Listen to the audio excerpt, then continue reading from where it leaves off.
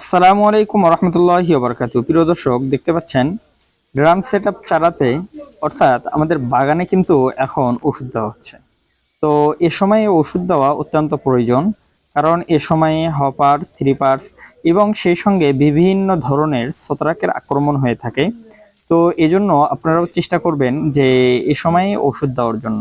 তো ঔষধ দেওয়ার সময় বিশেষ করে খেয়াল রাখা দরকার, যাতে করে গাছের ওপরে নিচে সব দিকেই যাতে ঔষধ পৌঁছে। যদি ঔষধ না পৌঁছে তাহলে কিন্তু এই স্প্রের দ্বারা কোনো কাজ হবে না। এখন আমি আপনাদেরকে দেখাবো যে আমরা কি ধরনের মেশিন দিয়ে আসলে স্প্রে করতেছি।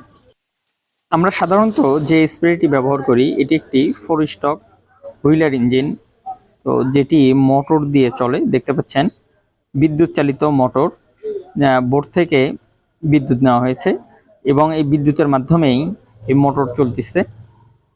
এটি হচ্ছে মূলত যে পাম্প থেকে পানি আসতেছে ওইটা, আর ড্রাম থেকে পানি নেওয়া হচ্ছে। তো আমরা এইভাবেই বাগানে ওষুধ দিয়ে থাকি। তো সুস্থ থাকুন, ভালো থাকুন, আজকে এই পর্যন্ত।